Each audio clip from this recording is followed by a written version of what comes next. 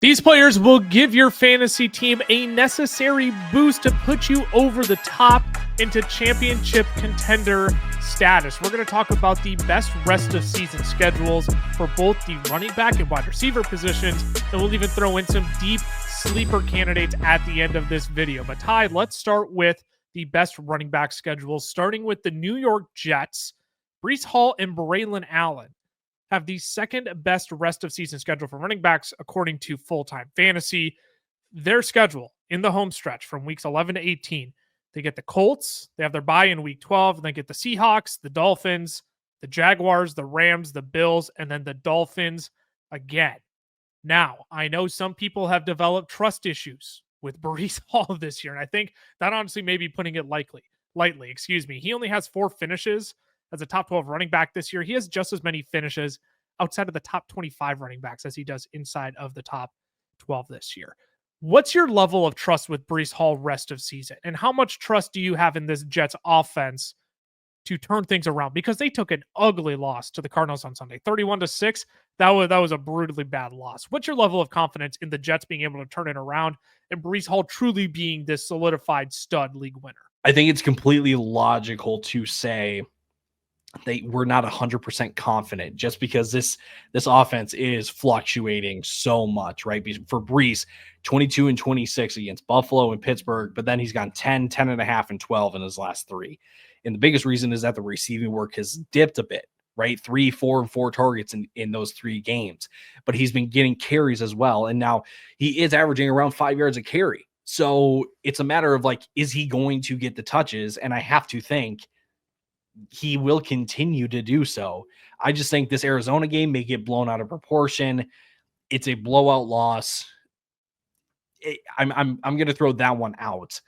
But at the same time, if this Jets offense doesn't continue, or it doesn't actually kind of regress to the mean a little bit, it's going to be kind of a frustrating, rest of the season for Breece, because everything is lined up for Breece to take advantage of all these matchups. Indy, and then the bye week in 12, but then Seattle, Miami, Jacksonville, the Rams, and Buffalo. All of those teams you can run on. All of those teams, as a running back, with his skill set in the receiving game as well, he can take advantage of it. So I would say to give you just a percentage level, I'm 70% confident, because I still believe in the talent. I still think that this offense can figure it out to some extent. But there is some downside here just because we've been seeing it all year long. Yeah, and when you say this offense should regress to the mean, or you hope it regresses to the mean, it's that you hope it gets better, right? Because the mean is somewhere in the middle of a star-studded, stellar performance and what we've been getting from the Jets offense recently. Yeah, and you bring up the receiving work for Breece Hall. He's still second in targets this year. He's third in receptions of all running backs, second in receiving yards as well. So that's really where his bread and butter is going to need to come into play, is that he continues to get involved in the receiving game. But, when you add another alpha like Devontae Adams to this mix with Garrett Wilson too, I mean, there's only so much sugar that can go around, unless if you want Aaron Rodgers to be throwing the ball 40 plus times a game, which I imagine they want to get the ball into Breece's hands more to take advantage of these run favorable matchups, as you mentioned. So, yeah, going down the stretch, I my level of confidence, I'm probably a 65-35, just because I am terrified. The Jets have just done so much change that I'm worried about this offense kind of imploding on itself. Last thing too, we've been really talking about Breece. Just a note on Braylon Allen, kind of like what you had said at the very beginning, I believe, for the podcast intro. So for our audio listeners, you already heard this. Yep. Braylon needs to be added if you have Breece Hall, because if Breece goes down for whatever reason, Braylon Allen pretty much assumes the Breece Hall role in this offense, right? So he's going to be a non-factor when Breece is healthy. But as we hit the home stretch, if you got Breece, you should be rostering him, because on the downside, what is the phrase? It's escaping me. Whatever. Something goes wrong for Breece, you need Braylon Allen ready to go. Yeah, I've heard some people say Breece is still a great first round pick this year. I don't know if I entirely agree, but I think he does have a chance to redeem himself here in the back half of the season with a great schedule down the stretch. Now, if you're watching over on YouTube, I got to remind you all, if you're not yet subscribed to the channel, make sure you take advantage of that. Make sure you're subscribed. I promise you, if you subscribe to our channel, you will fall in love with it because we are posting fantasy football content 3 times a week to help you win your leagues this year. We're doing trade targets. We have start sits every single week. And pretty soon we're going to do deep dives into rankings as well once the trade deadline has come and gone in your league. So make sure you subscribe to the YouTube channel here. We're grateful of all of you who have supported us in the past. And some of you may actually be out there and it's like, yeah, I've been watching these guys for a while. I'm subscribed, but you actually might not be. We've had people discover that. So make sure you subscribe. We're grateful for your support over here on the YouTube. Ty, let's talk about the team that per full-time fantasy has the easiest running back schedule for rest of season. And that is the Tampa Bay Buccaneers. That is Rachaad White and Bucky Irving. Their schedule rest of season, they're on bye this week in week 11. But rest of season, you get the New York Giants, the Carolina Panthers, the Raiders, Chargers are a down matchup. But then you get Dallas, Carolina again, and then New Orleans to close out the season in week 18. The crazy thing that blew my mind today, and I want to get your 2 cents on this. Since week 6, both Rachaad White and Bucky Irving have been top 15 running backs in PPR formats. Bucky Irving has been the running back 14, and Rachaad White has been the running back 11. I mean, they have been able to coexist from a fantasy football purpose recently. How likely of a trend do you think that is going forward? Some aspects will continue with this offense, right? Bucky Irving definitely getting the main carries in this backfield. I expect that to continue just because he has been the best runner in that backfield. Rachaad White has been contributing plenty through the air. He's gotten 6, 3, and 7 targets in his last 4. But Mike Evans coming back definitely changes things. And Mike Evans is one of those receivers that he's not just going to play second fiddle. He's not going to just accept the scraps that are left in this offense now with Cade Otton and these running backs. So, yes, Rachaad White being 5th in targets, 5th in receiving yards, tied for 3rd in receptions at the position, and Bucky averaging 4.7 yards per carry. Like, I feel better about Bucky. Rachaad White's going to take the biggest hit in terms of just production. So, like I said at the top, like certain aspects I'm expecting to continue, but it's not going to be at the level that we have been seeing at the past couple weeks. I'm most interested to see how the targets get siphoned from these running backs once Mike Evans returns. The big thing I think with Bucky Irving is, he's been getting it done on the ground somewhat, but he's gotten an actually relatively big PPR boost, catching all 18 of his targets since week 6. Like that's no small thing. That's actually a pretty impressive feat. So is it going to be Bucky Irving goes from like 18 targets down to like 7, 8 targets over a 5-week span? Is it going to get siphoned from Rachaad White the most? Is it going to be siphoned from both? I'm curious to see how these running back targets get siphoned once Mike Evans comes back, because we can't sit here and be like, oh, they have the best running back schedule rest of season. They've been top 15 thus far over the last 5 weeks. They can totally keep that pace up. I don't think either of us are sitting here and saying that. But what we are saying is one of these running backs is going to capitalize. Rachaad White has been getting it done in the passing game, and Bucky Irving has been getting it done on the ground with a little bit of PPR value mixed in on top. So it's difficult to sit here and say that they'll keep up top 15 production, or even that one of them will keep up top 15 production. That's what I'm looking for when Mike Evans comes back, though, is how do these targets filter out between these two? Because the upside is there, the matchups are there, but which one of these running backs is actually going to take advantage? Yeah, in this backfield too, in terms of snaps, has not changed all year. No. Like the only change that we saw was week 6 when Rachaad White was out. But since he returned, Rachaad White is averaging 57% of the snaps, and Bucky is still at 40%. But whenever Bucky is getting on the field, he's getting the touches, right? Yeah. So there's an argument for both being a valuable asset at this point. But to be completely honest, like, I'm definitely going to prefer Bucky, and I would vote that Bucky kind of maintains the level of production more than Rachaad White, just because he's been getting the ball whenever he's on the field.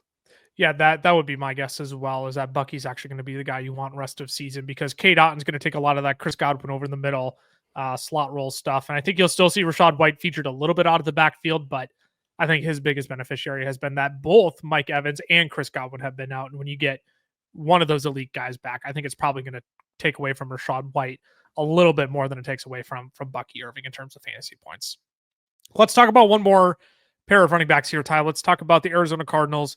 James Conner and Trey Benson, who per Full-Time Fantasy have the 4th easiest schedule for running backs rest of season. We need to put some respect on this man, James Conner, because he is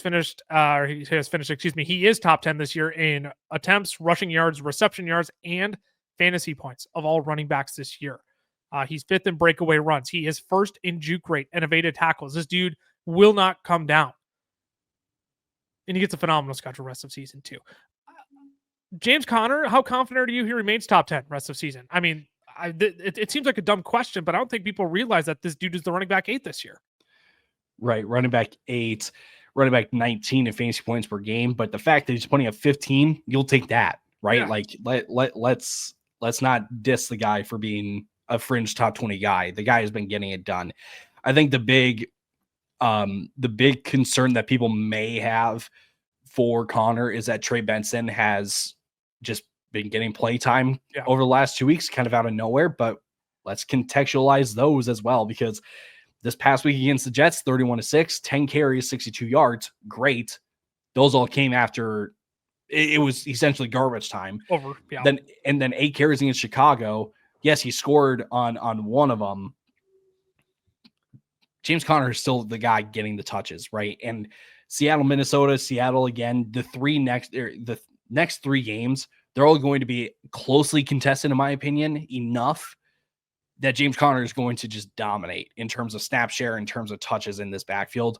So I'm not letting Trey Benson, although it's been great to see because he was my running back 1 in this draft class. It's been great to see him get on the field, but James Conner is definitely the guy in this backfield.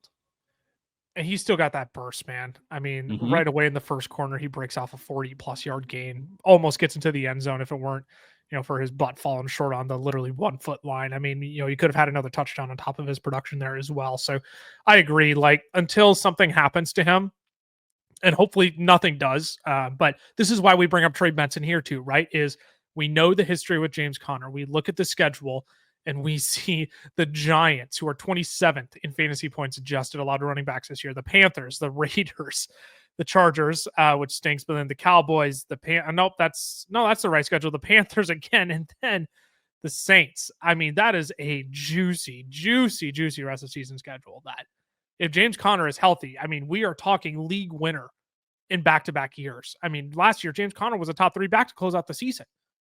I don't think it's impossible that he does it again this year if he gets that stretch of games. So, yeah, if you don't have James Conner on your team, I wouldn't be opposed in going out and trying to acquire him here over the next week or two, because I believe he does go on bye this week, if I'm not mistaken.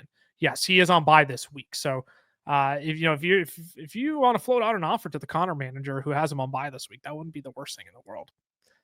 Why don't we go ahead, take a quick break, Ty? We'll come back with some wide receiver schedules rest of season and some deep league dart throws afterwards.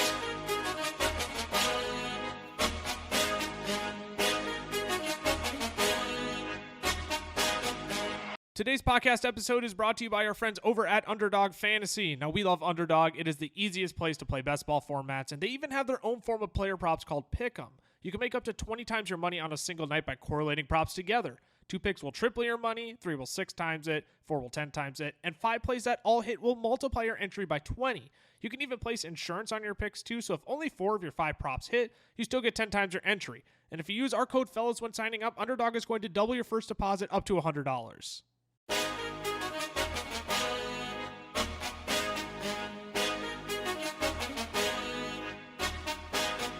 Alrighty, we are back. And before the break, I forgot to dive into our honorable mentions at the running back position because there's a lot of running backs with great schedules rest of season, Ty. So real quick here, let's throw out some honorable mentions. I wanted to make sure we talk about Ramondre Stevenson because the Patriots have the 3rd easiest schedule rest of season. He's now gotten 20+ rush attempts in 2 of his last 3 weeks. I know the efficiency hasn't been there. I know the offensive line is terrible, but this is a guy who, in the right matchup, you give him enough rushing work, he finds the end zone. He'll give you 3-4 receptions along the way, can just kind of PPR his way to, a 17, 18 point day and finishes, as a top 12 guy on the week. So Ramondre is a guy who, if you really just need a gross depth piece, like, again, he's a guy I'm willing to go out and throw a few offers at as well to see if I can get him on the cheap. Your running back that you wanted to mention, I think is worth mentioning. We could probably keep it short and sweet here because we've talked about him a lot, and we all have proclaimed our love for this running back. Yep, David Montgomery. I mean, the guy is averaging almost a touchdown a game this year. He's on one of the best, if not the best offense in the league this year. He goes Jacksonville, Indy, Chicago, Green Bay, Buffalo, Chicago, San Francisco, the rest of the way. I mean, the only reason we didn't mention him is just because we do have a Jahmyr Gibbs problem. And when I say problem, it's not really a problem, but like he is kind of vulturing a bit, where David Montgomery, the ceiling, it's not as great as you would want it to be for a guy that is averaging almost a touchdown a game. That being said, one of the highest floor players in all of fantasy, and he's definitely going to provide the rest of the year. Could be, and sometimes if you may just need a guy to just give you like 13, 14 a week. Yeah. That's David Montgomery for you. Yeah, I mean, he's given you at least 12 the last 2 weeks, and it's felt disappointing. So, yeah, David Montgomery's a guy where if you want to go out, and again, a guy where if a manager is somewhat disappointed with him at 12 fantasy points, so you could probably get him as a relatively potential cheap option rest of the way if you want to solidify a stud in a running back too. Let's move on to the pass catchers here now, though, Ty. We got 3 different teams and a few more honorable mentions and some deep sleeper options for the people as well. Let's start with the New York Football Giants. We started with one New York team for the running backs. It only feels fitting to start with another New York team for the wide receivers. Again, these New York Giants wide receivers have a great schedule rest of season, the second best according to Full-Time Fantasy. So yes, we are talking about Malik Nabers. If you really want to sprinkle in a Wandale Robinson, you can, but primarily Malik Nabers. They are on bye this week in week 11, but in weeks 12 to 18, you get Tampa, you get Dallas, you get New Orleans, you get Baltimore, Atlanta, Indy, and Philly. Man, that's a great stretch of games. The only ones you're not really excited about is Philly. Because but that's week Dallas, 18. But that's week 18, and if you're playing through week 17, I mean, you were looking at some phenomenal matchups during that stretch. Brian Daboll had mentioned they're evaluating things. Use that typical AI-generated coach speak that we love hearing from these coaches, right? They're evaluating the quarterback position, evaluating if there's any changes we need to be made after they lost to the Panthers in Germany. But look, as far as I'm concerned, as long as Brian Daboll is the head coach of this team, as long as he has some say in the play calling, Malik Nabers is going to get fed like no tomorrow. I mean, he's starting to target since week 6. This is a guy who, again, if managers are somehow disappointed with him and you can get him for 90 cents on the dollar, I am making that move right now, and I am setting it and forgetting it. Like Malik Nabers is a guy where you can't get him for 60 cents on the dollar, but you might be able to squeak out a trade for 90 cents on the dollar if a manager is really concerned and wants to make a move to potentially make the playoffs. What say you about Malik Nabers rest of season? It's been a tale of 2 seasons already for the guy, and we're not even past his bye week, right? First 4 games of the year, 11, 28, 28, 23. Then he missed 2 games with his concussion, and then his 4 games after that, 8, 14, 15, and 10. It's just because his targets aren't going anywhere at this point, or I should say they were downfield. Nabers all of a sudden is not going downfield, or is not being found as often downfield. Sure. I mentioned the flea flicker play to you before we started recording. The dude has 20 yards of space around him. Like, he is wide open, and Daniel Jones just turtles it. So turtle. I will say this for a guy like Malik Nabers. Sometimes a QB change doesn't, a quarterback change doesn't kind of like rattle up the troops. It doesn't get them, playing good again. Daniel Jones is the exception here. Right. If a QB change is made here in New York, Malik Nabers is, I don't want to call it a guarantee or a lock or anything, but it's close to him being a league winner at that point, in my opinion. Really? Just because I think the offense, in my opinion, then is going to get even more condensed and even more basic, if that makes sense. You get the ball, and it's going to be get the ball into your playmakers' hands. That's kind of what was happening the first 4 weeks of the season for Nabers. So it sounds gross, kind of sounds backwards a little bit that we're talking about a team that is not putting up they're not good on offense right now. But that's the best way to put it. They're just not good on offense right now. They're not good on offense right now. If a QB change happens, which I just say they're evaluating things right now. Of course they are. It's the bye week. Right. Now is the time that you make a change. You don't make the change in week 13 or 14. That's pointless. Make the change now. You have enough time to evaluate now. So I'm anticipating it to happen. I think Nabers is definitely worth going and buying in on, because it's as bad as it got. It's as bad as it gets right now. Do you think Drew Lock makes that big of a difference, though? That's where I'm going to disagree with you. I think if the change is made to Drew Lock, that to me, that's more lateral than it is boosting Malik Nabers' stock. Like, I get it I get it from a perspective of like, it consolidates the offense to, yes, the change is we have to simplify for Drew Lock. We're going to feed Tyrone Tracy the ball out of the backfield, and we're going to throw to Malik Nabers, and those are the only two plays in our playbook. Like, I can understand it from that perspective. I just don't know if the quarterback play from Daniel Jones to Drew Lock is what makes Malik Nabers a more solidified league winner, when I've already seen him do it with Daniel Jones to start the year. I get it hasn't been great recently, but what if the reevaluation over the bye is simply, Daniel Jones, get your thumb out of your butt and let's start throwing the ball around the yard like we mean it, right? Let's stop turtling. Let's actually throw the ball with confidence to our best playmaker, which is what was working at the start of the season for this Giants offense. Like, I just don't see Drew Lock making that big of a difference, where I can sit here and say, I've seen it with Daniel Jones. Daniel Jones just, again, needs to get his thumb out of his butt and throw the ball around the yard. That's it. I get that. I think it's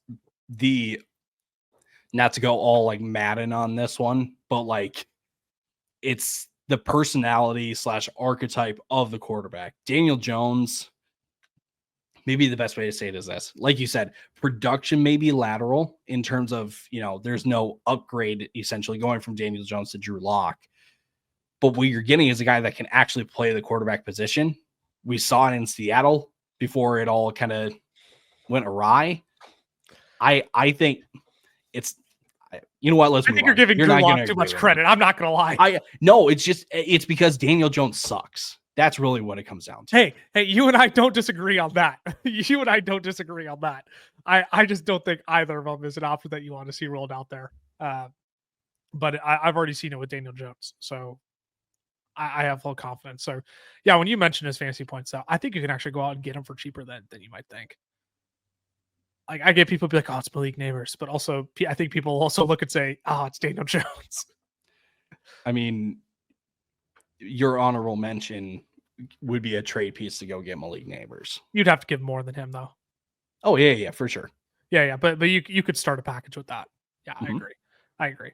Let's move on. We spent quite a bit of time on the New York Football Giants. So let's talk about the Chicago Bears, which unfortunately might also be a long conversation because yikes. This team, oh my gosh, this offense stinks.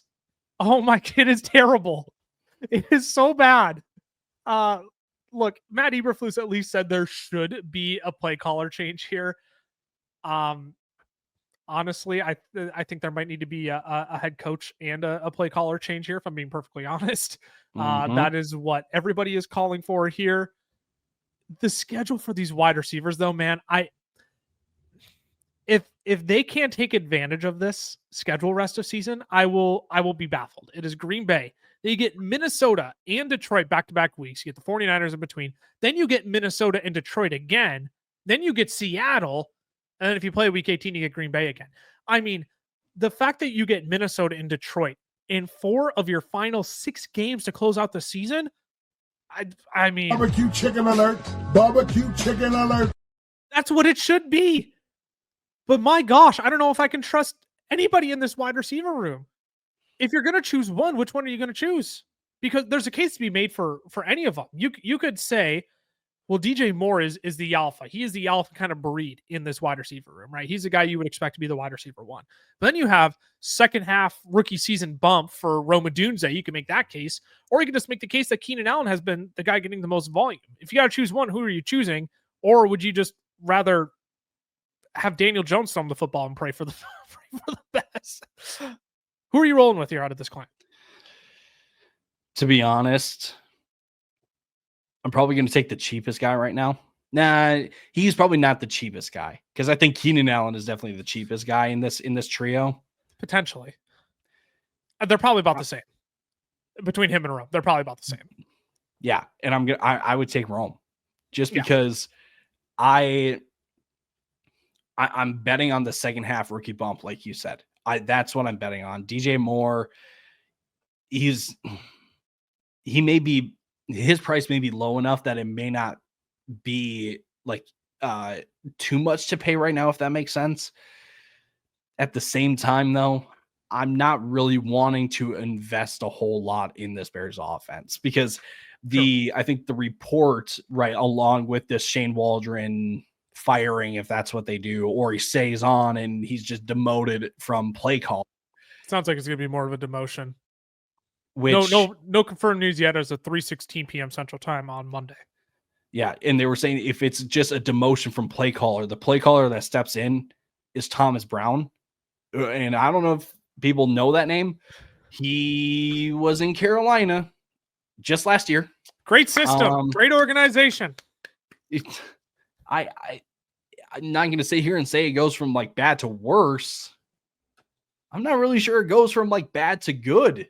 It may go from like stinky to a tiny less stinky. Like it doesn't give me any kind of like, oh yeah, this offense is going to bounce back. So because of that, if there's one, it's probably going to be Rome, just because it's a dart throw and I'm not investing a whole lot. I can't believe I'm going to say I think Keenan Allen would be the guy because I think he and Rome are the cheapest. Here's the problem with Caleb Williams though. His deep ball accuracy has been a problem. It's been a problem. It wasn't at USC, but he can't hit the deep ball right now. And so he's got to chuck everything underneath to DeAndre Swift and to Keenan Allen. And so, but the problem is he can't hit Keenan Allen underneath either. So, I mean, there's a lot going on here with not only Shane Waldron, whatever offense he's putting out on the field, I think is, again, terrible. It's awful. But I also think Caleb Williams is overthinking it quite a bit too. And he's not delivering where he needs to. Can we just say it's a total, like every facet of this offense is failing here? Yeah. Oh, because totally is. Yep. Offensive line is not protecting Caleb. Caleb was holding on to the ball for too long. You've got receivers quitting mid-play. DJ Moore against Arizona. If you didn't see that, you should go see it. The dude just walks off the field hurt. Everything is giving up on offense except for DeAndre Swift. And it's because he's got money. He's got a contract. It's because he's got money. But Rachaad Johnson. I know, right? It's like I'm honestly, if there's a DJ Moore, B Roma Dunze, C Keenan Allen, or D none of the above. None of the above. I'm probably taking none of the above. Yeah, which is a shame because this schedule is so good. Yep. So this is why I want to make sure we talk about them, because just because their schedule glitters does not mean it's gold. Mm-hmm. This team is so dysfunctional right now that even with a good schedule rest of season, that does not mean you can actually trust these dudes, which stinks because coming into the season, this was a team where people were expecting them to compete for a playoff spot in the NFC North. And now they're getting laughed out of the division because this team is so dysfunctional. There is going to be massive organizational shift here at the end of the season. You're still going to have Ryan Poles in place who has had his swings and misses, but also has had his triumphs, right? Has landed Caleb Williams for this franchise, who I don't think we should be giving up on. But it has been like a complete organizational failure, an offensive failure on the Chicago Bears this season. It has been absolutely abysmal, where even with a great schedule rest of season, I don't even know if I want any of these guys, but if I got to pick one, again, I'm with you. I think I would just pick Rome for the rookie upside, but Keenan might also just be the play where it's if he's going to get 7 targets a game, I'll just take the chance he catches 5 of them in a PPR, format and just PPR scams his way to a, top 30 finish, which sounds disgusting. Let's last wide receiver I want to talk about here, Ty. Before we do, though, got to remind the people, if you want more fantasy football questions answered, if you want a community of fantasy football players that will also help you win your league this year, you can head over to our Discord. We are about 4,400 strong over there, growing by the day. You can post polls. You can answer other people's polls. If you have any other fantasy football questions, head over to our Discord. That is down in the description of the audio podcast or YouTube video you are listening to right now. But the last wide receiver we're going to talk about here, Ty, I mean, we have to. It's Calvin Ridley and the Tennessee Titans. I mean, this schedule is stupid. This is a stupid schedule. The NFL is a disgrace for giving this schedule to Will Levis.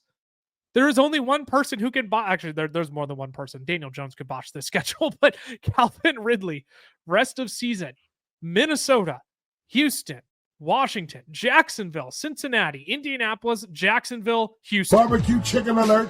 Barbecue chicken alert. I mean, the dude's on fire right now. Since DeAndre Hopkins was traded, 4th in targets, 2nd in yards, he has been the wide receiver 3 overall and averaging 20 fantasy points per game in PPR formats. Look, I can hate on Will Levis all I want, but if Calvin Ridley is going to get anywhere between 8 to 12 targets a game and reel on a touchdown, that's a dude I want on my team, and I think is a league winner rest of season. I don't know how I feel about this one. I'm going to be completely honest. It's Tennessee, man. It's Tennessee. I think the biggest thing going, I shouldn't say going, the biggest question for Calvin Ridley is the play of Will Levis, Totally. right? It is understood that this is going to be really his team, and unless he gets hurt, right? Because they want to see what Will Levis can do. Now, us fans may be sitting there watching the game and just going like, yep, he's not it. He's really not it. But they're going to give him a chance. And his biggest, he struggles under pressure is the biggest. Totally. Thing. And again, Minnesota could eat him alive. Right. Minnesota could eat Levis alive. That could be a bad game. Texans, maybe.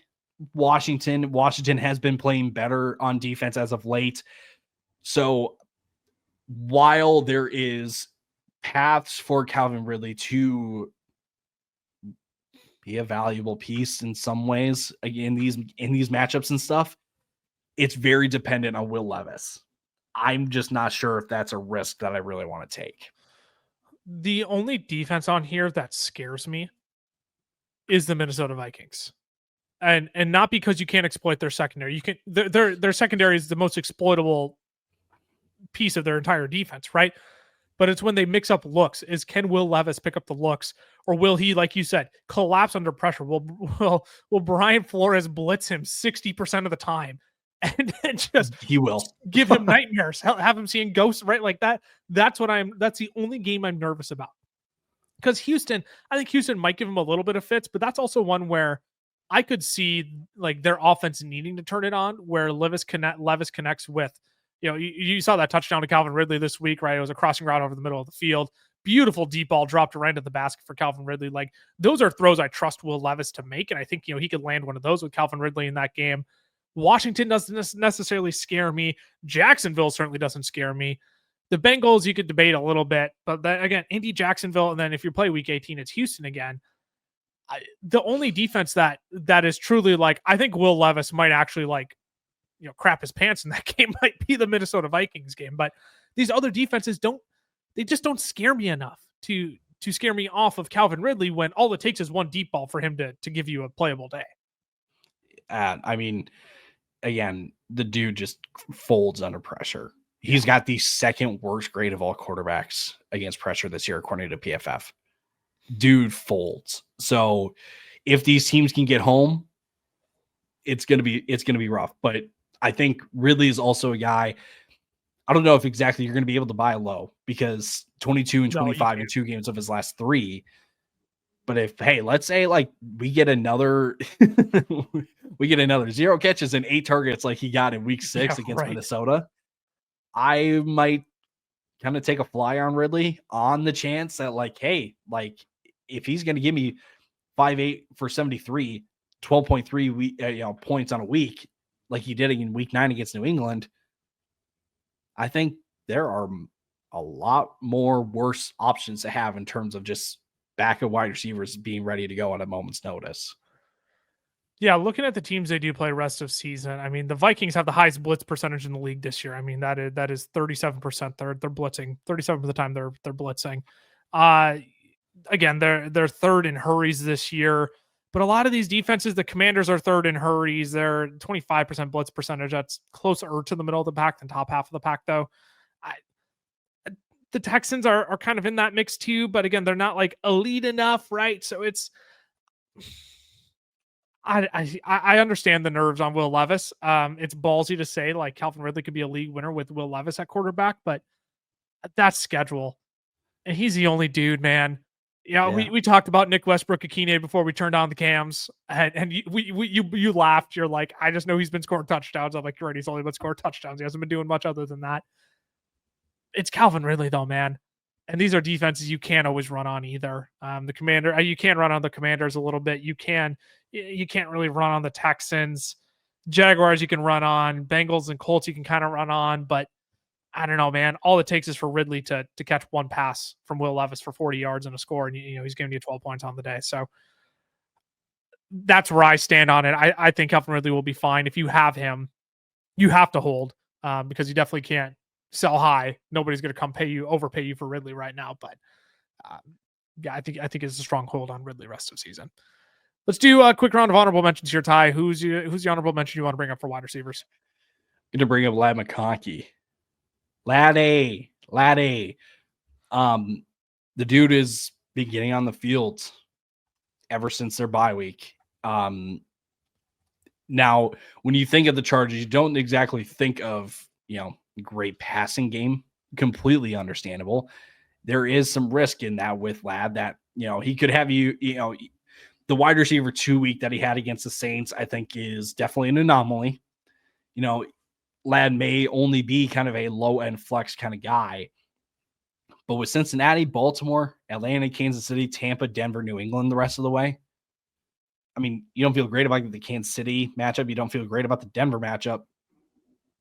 But if the Chargers need to throw the ball in some of these games, like I am expecting them to against Baltimore, against Kansas City, even, I think Ladd is just kind of this under the radar kind of guy right now, just because everyone doesn't really want a Chargers pass catcher. Yeah. I think, yeah, Ladd is definitely a shout here. Yeah, and Herbert has been playing really well as of recent too. True. So you can totally target Ladd. I know he only got 2 targets last game. They're both right away in the first half, but you can totally target Ladd. I think he'll have a nice bounce back. You can buy him at a relatively good price right now. I want to make sure we talk about George Pickens per full-time fantasy. Easiest schedule rest of season. I'm not quite sure where they're pulling all of their metrics and what metrics they're putting into place. I don't think it's the best, but it's definitely one of the best. When you get Baltimore, Cleveland, Cincinnati, Cleveland, Philly, Baltimore again, Kansas City's a tough one in week 17 for the championship. But look, Pickens has been getting it done with Russell Wilson. He's scored at least 20 plus fantasy points in 2 of his last 3 games. He's gone for at least 74 receiving yards in each of his last 3 as well. He's found the end zone 2 of his last 3 games. I mean, with Russell Wilson, he's been getting it done. Russell Wilson is his kind of quarterback that he needs, right? He's the moonball kind of quarterback. Toss one up, let George Pickens go and get it. So I love George Pickens rest of season. I think he absolutely needs a shout here, especially when he does have one of the best schedules rest of season. Here's what we'll do to close out the episode, Ty. We got a little bit of time left here. Let's do some deep sleepers for the people out there. And some of these will seem the first round that we're going to do deep, deeper, and deepest sleepers. And for this first round of sleepers, deep isn't going to feel deep for some leagues, right? Like this is going to be deep for like 8-10 man leagues. Deeper is going to be your deeper for 12 to 14 man leagues, and then the deepest will be 16 plus man leagues. So just to put it into context, you're going to hear like, really, he's a deep sleeper, but this is mostly for your shallow leagues out there. So honorable mention, who's your first guy for deep sleeper consideration? It's Jacoby Myers. Sure. Kind of keeping with this not great offense, but who else is there? I mean, like, he's got Brock Bowers, but like he's been coming through even with Brock Bowers. I mean, the last 2 games before their bye week in losing efforts, put up 17 against Kansas City and put up 18.5 against Cincinnati. Miami matchup right out of the bye, not great. Denver right out of the bye, not great. Kansas City, there's an argument that that's not as great, but he already produced against them earlier this year. So you're kind of hopeful there a little bit. But then you go Tampa, Atlanta, Jacksonville, New Orleans. Jacoby Myers could be like, I'm not going to say league winner, but like, if you're looking for another under the radar, and again, in these shallow leagues, under the radar guy that not a lot of people will think much of just because of what he's associated with, Jacoby Myers is definitely one of the better options here. Yeah, middle of the pack in terms of rest of season schedule, but you could just make the case it's going to be a volume play no matter what. So yeah, in terms of best rest of season schedule, like Jacoby Myers isn't 100% within that criteria, but he's a guy where it's like he'll volume his way there for you. You know, he'll be a PPR scam rest of season. So no, I'm totally in favor of Jacoby Myers rest of season. My deep guy is going to be Cade Otton here. I know he's been shown out over the last few weeks. He might not actually feel that deep anymore. But you know, considering he was a waiver wire ad just a few weeks ago, he still feels a little bit deep, right? You probably have a better tight end ahead of him, hopefully. But Baltimore, against Baltimore in week 7, 18 fantasy points, 29, 21, only 8.5 against San Francisco this last week, but still got 8 targets. But in those 3 weeks prior, 10, and 11 targets. He has a top 5 schedule rest of season for tight ends, according to Full Time Fantasy. So yeah, Cade Otton is a guy who great schedule rest of season. I think could be a guy that helps you bring home a chip this year if you're in desperate need of tight end. The problem is you can't really buy him right now. Maybe someone will sell him to you for 90 cents on the dollar. But unfortunately, inflation has hit Cade Otton after those 3 weeks when he filled in without Mike Evans or Chris Godwin. And there's no saying Otton is going to continue to get double-digit targets once Mike Evans gets back. It's probably going to be closer to the 6 to 8 target range every week. But the matchups are good enough where he can still be fantasy relevant. So yeah, give me Cade Otton as my first deep consideration. Let's move on to the deeper Ty, and I really like your guy in the deeper category. Cedric Tillman. He's probably rostered in most leagues at this point just because 12 targets, 9 targets, 11 targets, 18, 28, and 19 in his last 3 games before the bye week. I mean, it's not Jerry Jeudy. Jerry Jeudy is not, emerging in this Cleveland offense now with Jameis Winston. It's not Elijah Moore either. Cedric Tillman might be the most productive receiver in this Cleveland offense. They're going to need him kind of the rest of the way, right? Like David Njoku is going to be a nice little piece. The run game still really isn't there with Nick Chubb. I'm not really expecting it to be, to be completely honest. So no, I don't think so either. Jameis's arm is going to be this offense, and he's definitely finding Cedric Tillman here. So I think, again, Cedric Tillman may be rostered in most of your leagues already, but if he's not, I think he is definitely someone that you should go find, add, and stash the rest of the year. Yeah, especially if you are in a shallow league, he is one that you absolutely should be picking up on your rosters.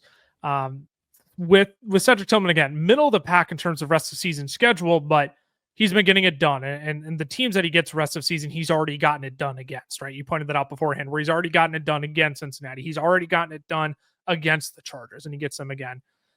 Or he doesn't get the Chargers again, but he gets the Bengals again to close out the season. So, yeah, the Cedric Tillman, a guy that should absolutely be on your radar.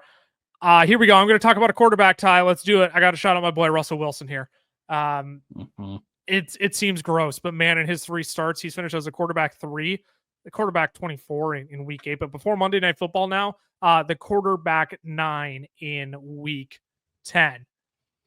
4th easiest schedule for quarterbacks rest of the season. Caleb Williams, you draft him to be your starting quarterback. I'm playing Russ rest of the season. I'm sorry. There's zero reason why you should be playing Caleb ahead of Russ right now. So Russ is one of those guys that's going to feel super gross in a deeper league. He's probably on your waiver wire in most, 12-man leagues, maybe 14-man leagues. He's been scooped up, but in most 12-man leagues, I'd imagine he's on your waiver wire. So Russ has a great rest of season schedule. If you're in a pinch at quarterback after missing Dak Prescott now, Russell Wilson is a guy I'm actually taking a strong look at. Yeah, I mean, he's been making it happen, and then we've got other quarterbacks that we've thought can be solutions, for some of these other quarterbacks that are missing time, or you've got bye weeks, right? Sam Darnold is starting to worry me. Sure. Starting to worry all of us. Yep. If you got a Tua, And this Miami offense, again, we were recording before Monday Night Football, and they may drop 50 on the Rams and be like, well, the fellas sound like idiots. We don't know how Monday Night Football is going to go. But if he doesn't produce, we're looking, right? And I think Russ is definitely a great option for some of those guys. All right, Ty, let's get to the deepest now. We're getting these are nasty. All right. These are nasty. I'll say this. Yours is more nasty than mine. Mine is definitely more fun than yours. So, and mine's a surprise. You don't even know who mine is. I can see who yours is, but we're gonna have fun with mine. Go ahead. Who's your deepest? I love this pick. It's Will Dissly. I can't believe it. Can we make this the Will Dissly noise? I mean, sure. I just don't know when we're ever going to talk about Will Dissly again, but I mean, the guy has the best fantasy schedule the rest of the year for tight ends. He gets Cincinnati. It's so juicy. It's amazing. He gets Cincinnati, allowing the 4th most points per game to tight ends. He gets Baltimore, who are top 10 as well. He gets Atlanta, who are top 12. He gets Kansas City, who are number 2. He gets Tampa Bay, who are number 3. He gets Denver, top half. Then he gets New England. New England is also like top half, but it's like for the guy that's been he's been 6th in tight end targets the last 4 weeks. Maybe they're showing their hand a little bit over in LA that they want to give Will Dissly the ball here. And with this schedule, I mean, look, with all the tight end problems we've had too this year, I'm not sure how much I want to recommend taking a flyer on Will Dissly here, but why he's the deepest. That's why he's the deepest. We're not talking to y'all in 8, 10, 12 man, 14 man leagues. This is for your 16 plus man leagues out there. No.